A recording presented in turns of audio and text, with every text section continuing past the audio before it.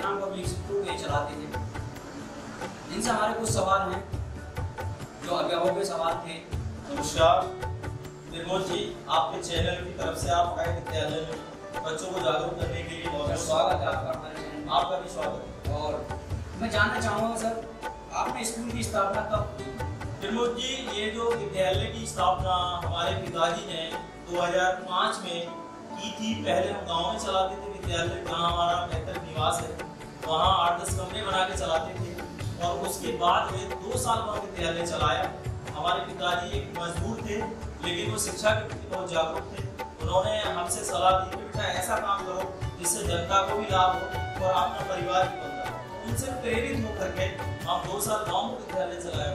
उसके बाद हम ये पैतृक भूमि है जहाँ पे 2007 में स्थापित करते हैं और 2007 से लगातार यहाँ हर वर्ष अभिभावकों के सहयोग से और आप जैसे बुद्धिजीवी वर्ग के सहयोग से प्रयास रहते हैं विद्यालय। सर, आप स्कूल खोलने के लिए कैसे प्रेरित हुए?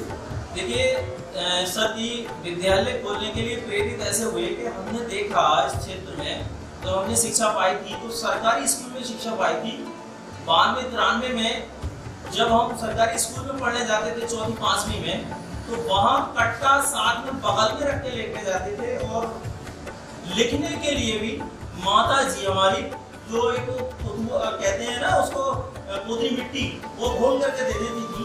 और हमने वहाँ ये देखा, उसी समय से जागरूकता आ गई कि कुछ घरों के बच्चे बहुत मॉन्टेसी स्कूल में पढ़ रहे थे उस समय से, लेकिन ज्यादातर पुअर फैमिली के बच्चे सरकारी स्कूल में ही पढ़ते थे, नीचे बैठ करके। तो वहाँ से हमारे अंदर एक जागृति आ गई कि कुछ बच्चे अच्छी ड्रेस पहन करके विद्यालय जा रहे हैं और हम आज भी यहाँ कट्टा लेकर के पढ़ रहे हैं। तो हमने अपने पिताजी से और दादाजी से शेयर की बात, तो पापा अच्छी स्कूल में ड्रेस और टाई भी लेकर के जा रहे हैं, क्यों ना हमारा करा दो। तो हमारे पिताजी ने कहा, तो बेटा हम अभी इस लायक नहीं है, आप सरकारी स्कूल में शिक्षा प्राप्त करो। तो हमने सरकारी स्कूल में ही शिक्षा प्राप्त की, लेकिन मन में जुनून जा गया था हम भी एक ऐसा विद्यालय खोलेंगे जो इससे हट करके होगा। विद्यालय में कितने अध्यापक और कितने ग्रेड है? देखिए बिल्कुल जी, ये आपका बहुत अच्छा और आज की ये बहुत ही अच्छा सवाल है, क्योंकि ये शिक्षा से जुड़ा है। क्योंकि अधिकतम विद्यालय वाले कम शिक्षित लोगों को अध्यापक के रूप में रख लेते हैं और वहाँ बच्चों के साथ खिलवाड़ होता है। आपके विद्यालय में जब से विद्यालय संचालित हुआ है, बीएड और बीटीसी वाले ही यहाँ पे, या फिर एमएससी है या बीएससी है, यानी कोई भी अंडर ग्रेजुएट यहाँ पे कोई भी अध्यापक नहीं है। अधिकतम अध्यापक बीएड और बीटीसी वाले यहाँ पे अध्यापन करा रहे हैं। सर, नवोदय को लेके बहुत सारे सवाल रहते हैं, तो मैं जानना चाहूँगा कि नवोदय विद्यालय क्या है?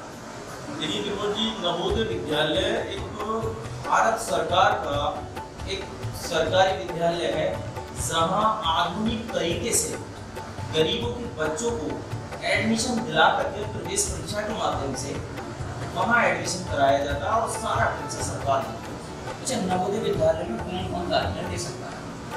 ये बहुत अच्छा सवाल किया है प्रमोद जी, क्योंकि हमारी जनता ये अभी नहीं समझ पा रही कि कौन कौन एडमिशन ले सकता है। कुछ गार्जियंस तो ऐसे हैं नवोदय विद्यालय के बारे में जानते हैं, और जो जानते हैं वो सोचते हैं कि अमीरों के बच्चों के एडमिशन होते हैं, और जबकि नवोदय विद्यालय में गरीब से गरीब तबके के व्यक्ति का भी एडमिशन वहाँ हो सकता है, कक्षा 6 और कक्षा 9 अगर गार्जियंस तैयारी कराता है। सर, एक सवाल और, एडमिशन लेने वाले बच्चों की उम्र और कक्षा क्या होनी चाहिए? देखिए, एडमिशन लेने वाले बच्चे की उम्र वहाँ पर कक्षा 6 में एडमिशन होता है, और कक्षा 6 का मतलब होता है 6 और 5 11, यानी 12वीं साल में बच्चा आ गया हो और कक्षा 5 पास कर रही हो। और वो भी एक फैक्ट ये है नवोदय विद्यालय का कि एक ही विद्यालय में 3 साल का रिकॉर्ड उसका मेंटेन रहना चाहिए। एडमिशन परीक्षा में एक बच्चे की कितने बार चांस मिल सकता है? ये भी गार्जियंस के लिए और मैं अभिभावकों के लिए एक संदेश देना चाहूँगा आपके माध्यम से, आपके चैनल के माध्यम से, कि हमारे गार्जियंस को, अभिभावकों को अभी ये पता नहीं है कि कुछ परीक्षाएं ऐसी हैं भारत सरकार की और राज्य सरकार की जिसमें मात्र एक ही बार चांस मिलता है, और उस चांस को भी अगर गवा देते हैं तो फिर दोबारा उसको चांस नहीं मिलता। बच्चे को एक ही बार परीक्षा में बैठने का चांस मिलता है, अगर उसमें पास हो गया तो एडमिशन हो जाएगा, नहीं हुआ तो नहीं।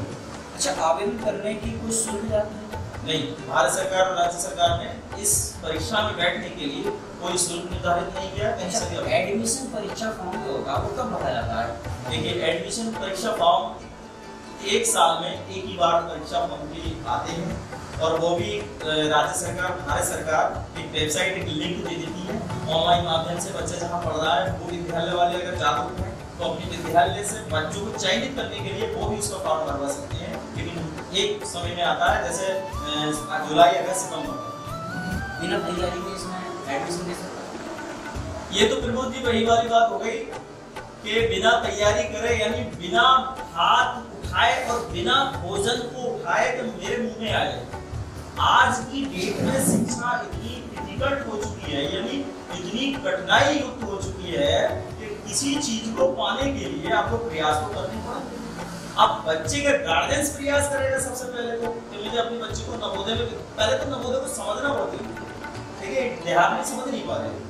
जी सर, मेरा एक सवाल है, अभिभावक ये जानना चाहते हैं कि नवोदय है क्या?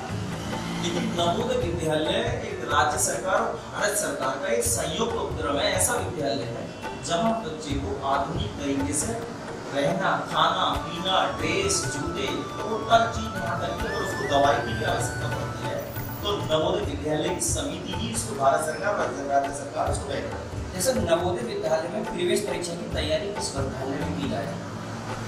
ये भी आपका बहुत टेढ़ा और बड़ा सवाल है। अब मैं इसके बारे में अगर आपसे कुछ कहूँगा अपने विद्यालय के बारे में, तो गार्जियंस ये सोचेंगे कि हर व्यक्ति अपने आप के अपनी दुकान को ऊंचा बताता है।